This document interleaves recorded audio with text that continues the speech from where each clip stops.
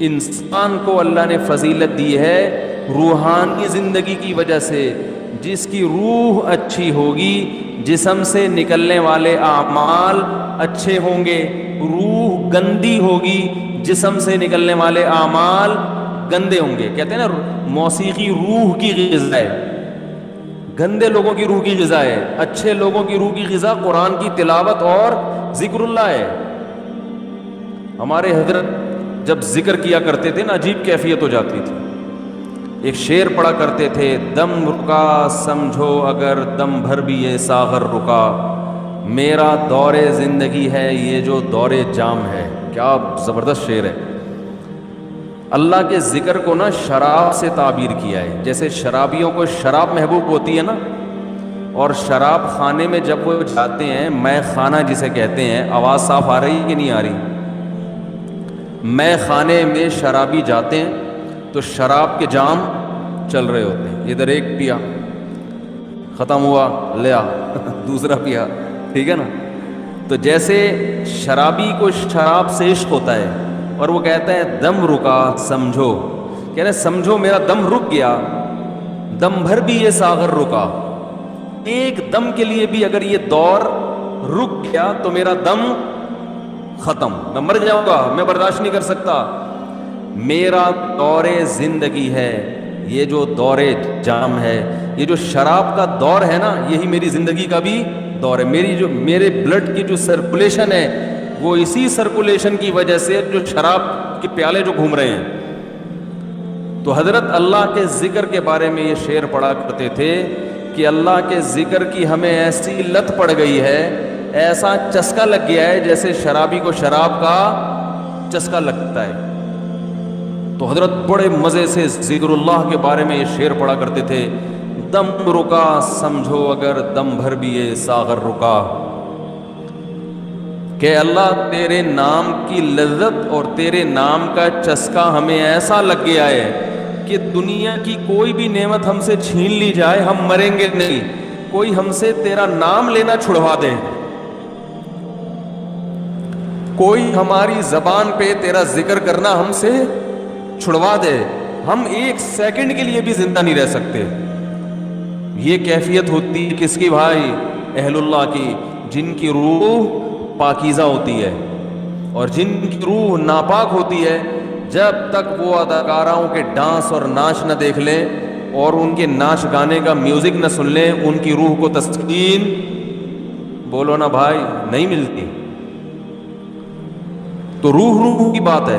جیسے ہیروئنچی کو اور شرابی کو اس کی باڈی کو تسکین ہیروئن اور شراب سے ملتی ہے, لیکن جس انسان کو اس گندگی کی عادت نہیں ہے اسے تسکین کے لیے شراب اور ہیروئن کا سہارا نہیں لینا پڑتا. اسے تو بدبو آتی ہے, اسے تو گھن آتی ہے. تو مسئلہ ہی سارا کس کا ہے بھائی؟ روح کا ہے. تو اللہ تعالیٰ نے جبریل علیہ الصلاۃ والسلام کے ذریعے انسان کی روح کو طاقت دی ہے. تو روح پاکیزہ بنتی ہے برے اعمال کو چھوڑنے سے اور عبادت کرنے سے. اور جیسے جیسے عبادت کرتا ہے انسان, روح اور زیادہ پاکیزہ ہونا شروع ہو جاتی ہے. یعنی اگر آپ کی روح میں پاکیزگی نہیں ہے تو آپ عبادت شروع کر دو, پیدا ہونا شروع. اور جیسے جیسے پاکیزگی آئے گی, عبادت جو مشکل لگ رہی تھی وہ عبادت آسان ہونا شروع ہو جائے گی. تو آج باڈی کی طرف تو ہماری قوم کی تو نہ باڈی کی طرف توجہ ہے نہ روح کی, لیکن میں تو ان لوگوں کی بات کر رہا ہوں جو لبرل لوگ ہیں, وہ روح کو تو بالکل فوکس کرتے ہی نہیں ہیں. اور ہمارے ہاں تو نہ روح کی فکر اور نہ جسم کی فکر, کسی چیز کی فکر لیس, ٹینشن فری زندگی. ٹینشن تو فری نہیں ہے لیکن فکر فری کہہ سکتے ہیں, جس کی وجہ سے ٹینشن ہی ٹینشن, کیونکہ جب نہ ادھر کے نہ ادھر کے تو پھر ظاہر ہے کھا کھا کے دھماکے سے پھٹ جائیں گے, اور روحانی زندگی کا تو بیڑا غرق. تو رمضان میں اللہ تعالی دیکھو روح کو طاقت ملتی ہے نفس کے خلاف مجاہدہ کر کے. جب آپ دنیا میں دو طاقتیں, دو نظریات چل رہے ہیں, جو مذہب مخالف لوگ ہیں نا وہ کہتے ہیں انسان کی ہر خواہش پوری ہونی چاہیے، ان کی پوری دوڑ دھوپ اور قانون سازی اسی کے لیے، مکان سستا ہو جائے، روٹی سستی ہو جائے، کپڑا سستا ہو جائے، ہر ایک کا علاج فری ہو جائے، یہ ہو جائے وہ ہو جائے، جس کے جو دل میں خواہش آئے وہ خواہش پوری ہو جائے، اسی کو انٹرٹینمنٹ کہتے ہیں، اسی کو عیاشی کہتے ہیں۔ اسلام نے ہمیں بتایا ہے کہ تم جتنی خواہشات پوری کرو گے ہر خواہش مزید خواہشات کو پیدا کر کے جائے گی۔ جیسے کورونا وائرس کے کہتے ہیں نا 1 سے 100 ہو جاتے ہیں، جس نے پہلا وائرس پیدا کر دیا یا خود بخود ہو گیا قدرت کی طرف سے، تو بس ایک دفعہ کیا، اب وہ ملٹی پلائی، بولو بھائی ہوتا چلا جا رہا ہے نا، ایک خربوزے کا بیج ڈال دو، اب مزید بیج پیدا کرنے کی ضرورت نہیں ہے، وہ اسی سے خود بخود پیدا ہوتے چلے جائیں گے۔ اسی لیے شاعر نے کہا ما قضى احد منها لبانته ولن تهرب الا الى عربی، کہ اس دنیا میں آج تک کسی نے اپنی خواہشات پوری نہیں کی ہیں، جس نے ایک خواہش پوری کی تو وہ ایک خواہش جب ختم ہوئی تو ہزاروں خواہشات کو پیدا کر کے ختم ہوئی ہے۔ وہ یہ جو ہمیں نظر آ رہے ہیں نا بہت سے لوگ لائف کو انجوائے کر رہے ہیں، ان کی ہر خواہش پوری ہو گئی، اب انہیں کچھ بھی نہیں چاہیے، یہ آپ کو لگ رہا ہے کہ کچھ نہیں چاہیے، آپ کبھی ان کے پاس جا کے بیٹھیں گے تو پتہ چلے گا کہ جتنا ان کو چاہیے اتنا ہمیں نہیں چاہیے۔ تو اسلام نے ہمیں کچھ ایسی کام بھی بتائے ہیں جس میں ہمیں اپنے نفس کے اگینسٹ چلنا پڑتا ہے، دل نہیں چاہتا مگر اس کی مخالفت کرنی پڑتی ہے۔ دل کی خواہشات کو جتنا کچلیں گے روح کو طاقت اتنی زیادہ ملے گی، اور روح کو تسکین ملتی ہے اس سے۔ تو اسلام نے ہمیں اپنے جسم کی خواہشات کو کچلنے کے لیے روزہ دیا، روزہ رکھو، صبح صادق سے لے کے غروب آفتاب۔ کیسا پھیکا پھیکا ہو جاتا ہے نا انسان روزے میں، مجھے تو آپ ابھی بھی پھیکے پھیکے سے ہی لگ رہے ہیں، عجیب سا نا کسی کام کا دل لگ رہا ہے، بیٹھے ہوئے ہیں، نہ گٹکا کھا سکتے ہیں، نہ پان کھا سکتے ہیں، نہ سگریٹ پی سکتے ہیں، نہ چائے پی سکتے ہیں، نہ کھانا کھا سکتے ہیں، سوکھا سوکھا سا منہ ہوتا ہے سب کا۔ روزے کی حالت میں دیکھو سب کی حالت کیا ہوتی ہے، کسی کام میں دل نہیں لگ رہا، اللہ نے کہا بس 1 نہیں 2 نہیں 3 نہیں 4 نہیں، کتنے 29 یا 30، آسان کام تھوڑی ہے۔ پھر ہاتھ باندھ کے اللہ کے سامنے کھڑے ہو جانا، نماز میں باؤنڈ کر لینا اپنے آپ کو۔ آج دنیا میں دنیا پرستوں کے لیے سب سے قیمتی چیز ٹائم ہے۔ وہ ٹائم کہتے ہیں کہ اتنی دیر ہم مسجد میں اللہ کے سامنے ہاتھ باندھ کر کھڑے رہیں، اس سے ہمیں ملتا تو کچھ بھی نہیں ہے، تو یہ تو ٹائم ویسٹنگ ہے۔ تو اللہ نے کہا کہ کرو یہ کام، تمہارا دل نہیں چاہتا مگر تمہیں کرنا پڑے گا۔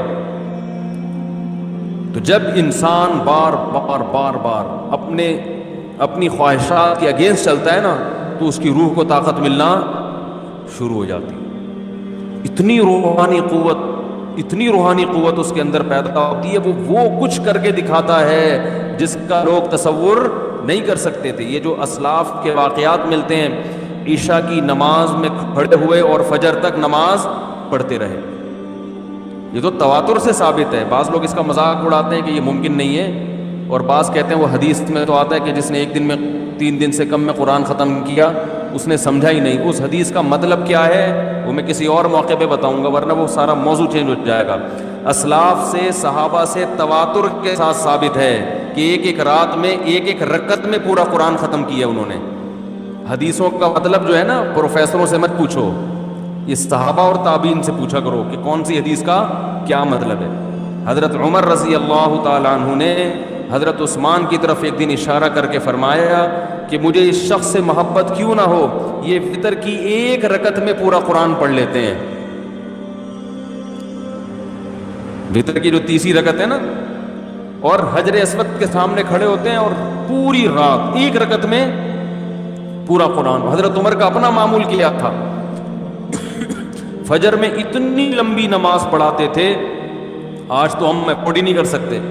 صبح صادق کا وقت جب شروع ہوتا تو نماز شروع کی جاتی اور سورج نکلنے سے پہلے سلام پھرتا تھا فجر کا. کتنے گھنٹے کی نماز ہو گئی فجر کی. اور نماز میں تلاوت کرتے کرتے کرتے بعض دفعہ اللہ کے خوف سے رو کے گر جایا کرتے تھے. فجر میں حضرت عثمان رضی اللہ تعالیٰ عنہ پوری سورہ یوسف پڑھتے تھے. ایک تابعی کہتے ہیں کہ میں نے سورہ یوسف حضرت عثمان کے پیچھے فجر میں سن سن کے یاد کر لی, زبانی یاد ہو گئی. کتنی لمبی لمبی ان لوگوں کی نمازیں تھیں, کتنی لمبی لمبی ان لوگوں کی دعائیں تھیں, کتنی. آج بالکل عبادت کا ذوق اور شوق ختم.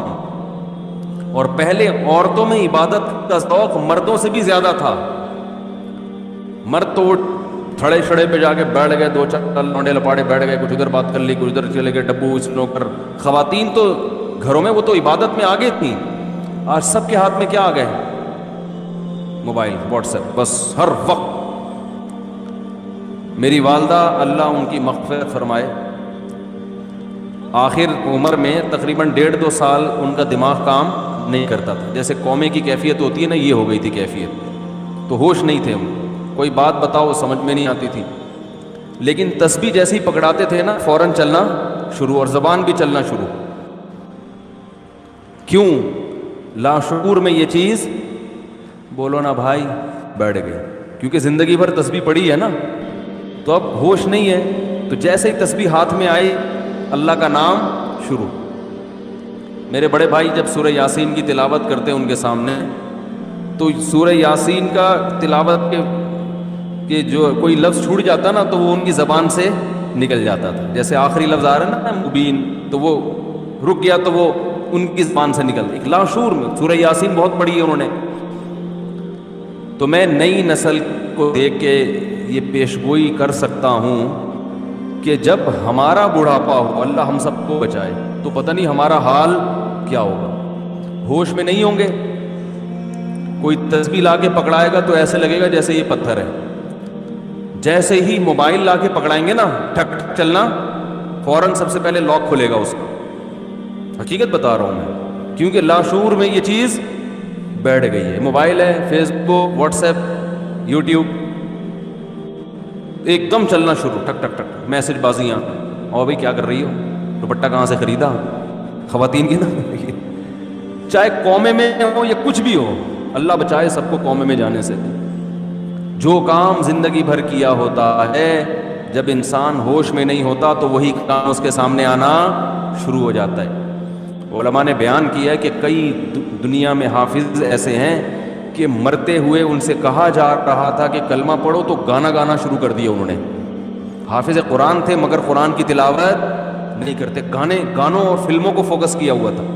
موت کے وقت کلمہ نہیں نکل رہا زبان سے, گانے گا رہے ہیں. انہیں بتایا جا رہا ہے کہ پڑھو کلمہ, نہیں, گانا گا رہے ہیں. تو اللہ کے عذاب سے بچنا چاہیے بھائی. کچھ عادی بنائیں. ہم یہ نہیں کہہ رہے کہ ہمارے اسلاف جیسے پوری رات عبادتیں کیا کرتے تھے ایسے ہی کریں.